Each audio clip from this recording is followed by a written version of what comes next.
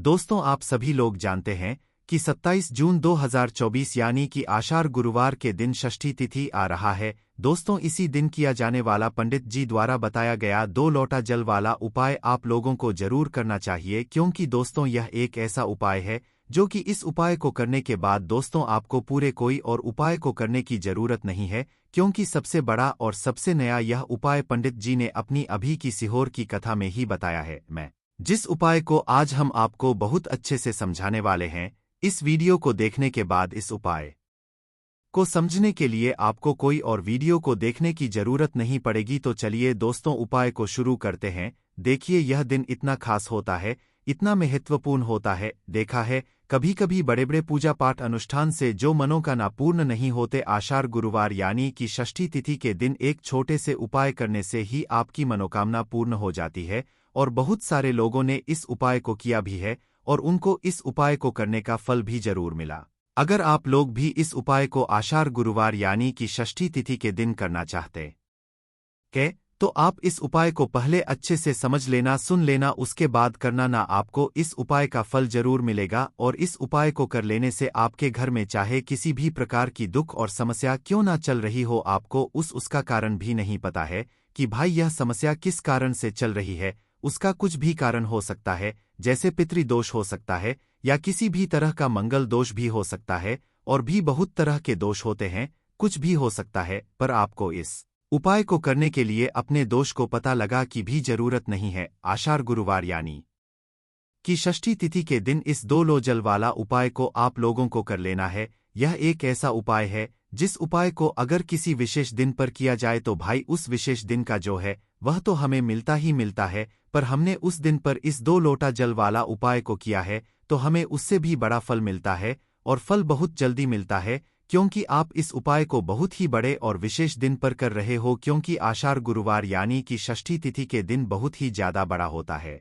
इसीलिए दोस्तों, आज की इस वीडियो में हम आप लोगों को 2 लोटा जल वाला उपाय समझाएंगे, जिस उपाय को करने से अगर आपकी किसी भी प्रकार की मनोकामना है, किसी भी प्रकार की दैहिक और परेशानी है, सबसे ज्यादा समस्याएं आपके जीवन में ही हैं। अगर आपको धन प्राप्ति नहीं हो पा रहा है, रुपए पैसे की आपके घर में लगातार दिक्कत परेशानियां चलती चली आ रही हैं, आपका व्यापार आपकी नौकरी अगर अच्छे ऐसे नहीं चल रहे हैं, जिसकी वजह से घर में लगातार आर्थिक समस्याएं बनी रहती हैं, घर का कोई ना कोई सदस्य अगर बीमार रहता है, आपस में एक दूसरे से लड़ाई झगड़ा होता रहता है, किसी की अगर बनती नहीं है, तो पूज्य गुरु जी ने कहा है कि जब आपके जीवन में ऐसी परिस्थितियां आ जाएं कि आप एक एक रुपए खर्च करने से पहले कई बार सोचने लगे हो, आपको धन प्राप्ति अगर नहीं हो पा रहा हो, तो आपको सिर्फ और सिर्फ 2 लोटा जल वाला उपाय से शिवलिंग के सामने एक ऐसा विशेष उपाय करना है जो आपकी इन सारी समस्याओं को सिर्फ 21 दिन के अंदर ही समाप्त कर देगा। तो देखिए, सीधी सी बात है, आपको उपाय में बहुत सारी चीजें समझ आ गई होंगी कि 2 लोटा जल वाला उपाय है, तो सीधी सी बात कि इस उपाय में हमें 2 लोटा जल की आवश्यकता तो पड़ेगी ही पड़ेगी, पर यह वाला उपाय करेगा कौन? तो देखो, इस उपाय को घर में से सिर्फ एक सदस्य भी करेगा तो भाई पूरे घर परिवार को इस उपाय को करने का फल मिलेगा। जरूरी नहीं है सभी लोग इस उपाय को करें, सभी लोग अलग अलग 1 लोटा जल लेकर जा सकते हैं, पर घर का विशेष रूप से कोई एक सदस्य 2 लोटा जल जरूर लेकर जाए। अब आप कहोगे कि भाई हमारे पास तो 2 लोटा है ही नहीं, हम कैसे लेकर जाएं? तो देखो, यहाँ पर भी टेंशन लेने वाली बात बिल्कुल भी नहीं है। अगर आप लोगों के पास 2 लोटा नहीं भी है तो आपके पास 1 लोटा तो होगा ही होगा, क्योंकि आप प्रतिदिन शिवजी के मंदिर जाते हो और 1 लोटा जल शिवजी पर चढ़ाते हो, तो भाई अपना 1 ही लोटा लेना और साथ में एक कोई दूसरा पात्र लेना। क्या लेना? एक कोई दूसरा पात्र लेना। जैसे 1 लोटा आपने ले लिया, 1 कटोरी ले लो, एक कोई छोटा सा पात्र ले लो, है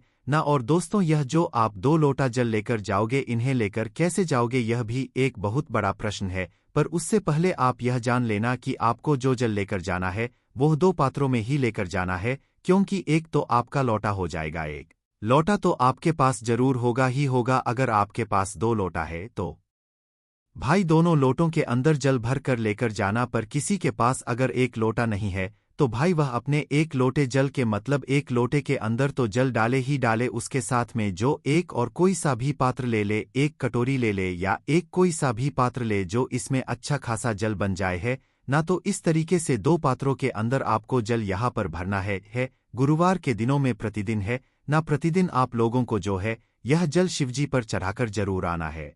चढ़ाने का भी एक नियम है जो कि हम आपको बताते हैं, इसलिए आप सिर्फ यह मत समझना कि हमने 2 लोटा जल भरा और शिवजी पर जाकर चढ़ा दिया। आपको 2 लोटा जल भी कुछ नियम से चढ़ाना है।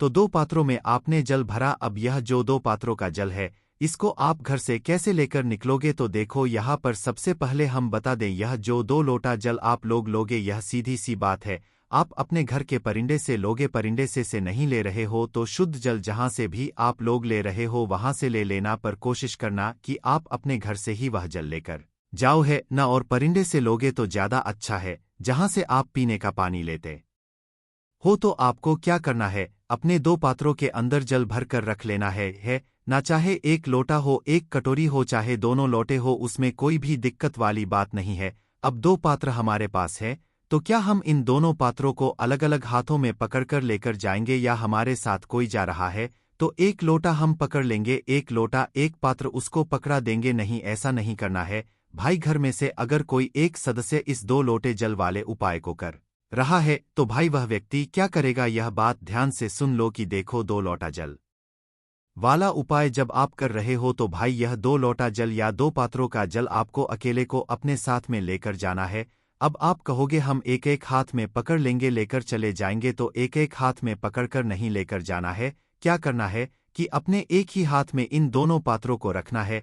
अब आप कहोगे कि यह कैसे हो सकता है, तो देखो यह ऐसे हो सकता है, 1 लोटा तो आपके पास होगा ही होगा, तो 1 लोटे को सबसे पहले अपने सीधे हाथ की हथेली में पकड़ लो, उल्टे हाथ में आपको जल नहीं पकड़ना है ना। तो 1 लोटा जल आप पहले सीधे हाथ की हथेली में पकड़ लो, 1 लोटा जल के ऊपर जो भी आपने पात्र लिया हो या दूसरा लोटा लिया हो, चाहे कटोरी ली हो, तो जो दूसरा लोटा जल है वह आप अपने इस लोटे के ऊपर रख लो, या आपने कटोरी में जल भरा हुआ है तो अपनी वह कटोरी उसी लोटे के ऊपर रख लो। समझ गए आप लोग? इससे होगा क्या कि जो आपके 2 पात्रों के जल हैं वह एक के ऊपर एक रखा जाएंगे और आसानी से मतलब आप उपाय को कर सकते हो। और इसी तरीके से आपको इस जल को लेकर जाना है। ऐसा नहीं करना है कि आपने दोनों हाथों में एक पात्र पकड़ा और आप लोग लेकर चले गए हैं, ना तो एक के ऊपर एक पात्र आप लोगों को यह वाला मतलब लेकर जाना है और इस उपाय को करना है, और ना ही ऐसा करना कि एक पात्र आपने किसी और को पकड़ा दिया और एक आप लेकर जा रहे हो, तो फिर उपाय उतना अच्छे से काम नहीं कर पाएगा। तो क्या करना है,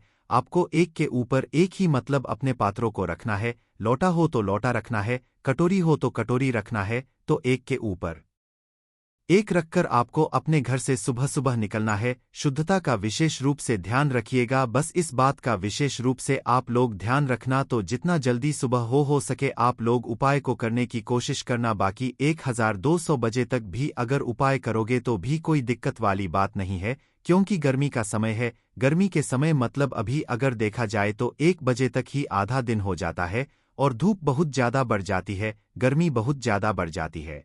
और आप सभी लोग जानते ही हो कि शिव जी को ऊपर तो पहले से ही बहुत ताप रहता है, क्योंकि उन्होंने जहर का सेवन किया था है ना। तो इसी वजह से दोस्तों आप 12 बजे भी उनके ऊपर जल चढ़ाने जाओगे ना, तो भगवान शिव जी आपसे बहुत प्रसन्न होंगे, क्योंकि उस समय बहुत मतलब गर्मी बढ़ जाती है। और जब आप उस गर्मी में आप भगवान शिव जी पर जल चढ़ाओगे तो निश्चित सी बात है भगवान शिव जी को आराम मिलेगा, और उनको ऊपर जो है आप जब ठंडा जल चढ़ाओगे तो उनको बहुत आनंद महसूस होगा है ना। तो इस वजह से आप लोगों को जो है यह 2 लोटा जल वाला उपाय करना है। तो क्या करना है, अपने घर से आप लोगों को निकलना है ना, जितना जल्दी सुबह हो सके भाई। ब्रह्मा मुहूर्त से लेकर आप लोग 12 बजे के बीच में कभी भी उपाय करना, कोई भी दिक्कत वाली बात नहीं है ना। तो अपने घर से निकलना आप जो है यह दोनों लोटे जल को लेकर या दोनों पात्रों के जल को लेकर, जैसे जैसे हमने आपको बताया वैसे ही आप लोगों को लेकर जाना है।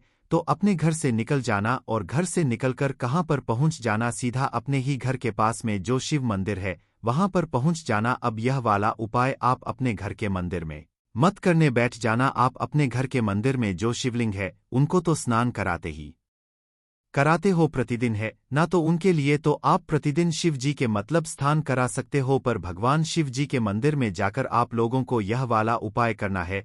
अब मंदिर में जाकर उपाय कैसे करोगे वो भी सुन लो। तो देखो यार, उपाय जब आप करने के लिए जाओगे ना, तो हो सके तो भाई अपने साथ में कुछ पूजन सामग्री भी जरूर लेकर जाना। कम से कम एक बेलपत्र, एक शमी पत्र या अबीर गुलाल चंदन जो आपको मिल जाए है ना। हमारा कहने का मतलब है कि कोई एक चीज आप अपने साथ में पूजन के लिए जरूर लेकर जाना, चाहे एक फूल हो, चाहे सफेद फूल हो, चाहे गेंदा का फूल हो, चाहे गुलाब का फूल हो, चाहे कनेर का फूल हो है ना। गुरुवार में आप कनेर का फूल भी लेकर जाओगे तो भगवान शिव जी बहुत प्रसन्न होंगे। तो कोई भी एक ऐसी सामग्री जो भगवान शिव जी पर चढ़ती हो वह अपने साथ में जरूर लेकर जाना जब आप इस उपाय को कर रहे हो। इसके अलावा और कुछ भी लेकर नहीं जाना है।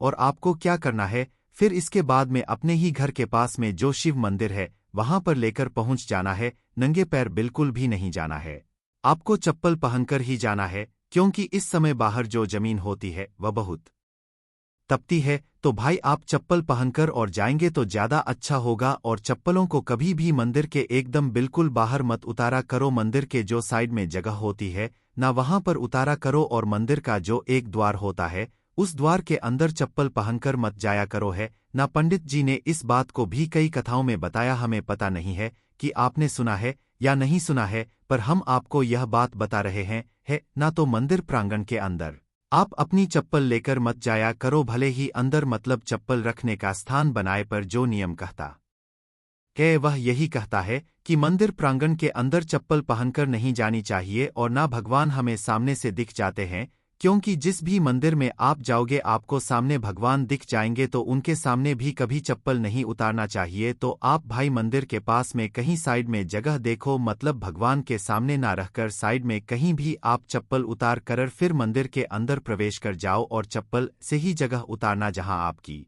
चप्पल को कोई उला के ना उला करने का मतलब है कि कोई ऊपर से ना निकले, कोई आपकी चप्पल को इधर उधर ना करे, वरना यह अच्छा नहीं माना जाता है। तो आपको क्या करना है, सीधा भगवान के मंदिर के अंदर प्रवेश कर जाना है और शिव जी के मंदिर में पहुंच जाना है। शिव जी के मंदिर में पहुंचने के बाद शिवलिंग के पास में आप लोगों को आना है। भगवान के सबसे पहले दर्शन करना है, उनको कुछ 30 सेकंड तक निहारना है।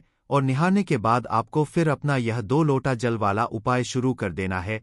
अब 2 लोटा जल वाला उपाय आप कैसे करोगे, यह भी एक बहुत बहुत बड़ा प्रश्न है। क्या हमें एक एक लोटा जल करके चढ़ाना है, एक एक पात्र से हमें शिव जी पर जल चढ़ाना है? नहीं, ऐसे जल नहीं चढ़ाना है। आपको क्या करना है, आपके पास 2 पात्र हैं, चाहे आपने एक कटोरी ली हो, चाहे आपने एक लोटा लिया हो, चाहे आपने दोनों ही लोटे लिए हो, कोई भी दिक्कत वाली बात नहीं है। तो करना क्या है, आपने जो सीधे हाथ के हथेली में सबसे नीचे जो पहला लोटा रखा हुआ है, जो भी पात्र रखा हुआ है, उस पात्र को तो आप सीधे हाथ के हथेली में रखे रहने देना, उसको बदलने की जरूरत नहीं है। पर जो आपने उस लोटे के ऊपर जो भी एक दूसरा पात्र रखा हुआ है, जिसके अंदर आप जल भर कर लेकर आए हुए हो, उस पात्र को आप लोग अपने उल्टे हाथ की हथेली में पकड़ लो। क्या कर लो, उल्टे हाथ की हथेली में उसको पकड़ लो है ना। उल्टे हाथ की हथेली में पकड़ने के बाद क्या करना है, अब आपके दोनों हाथों में एक एक मतलब पात्र आ जाएगा जल का, जो आप अपने घर से लेकर आए हुए हो। तो करना क्या है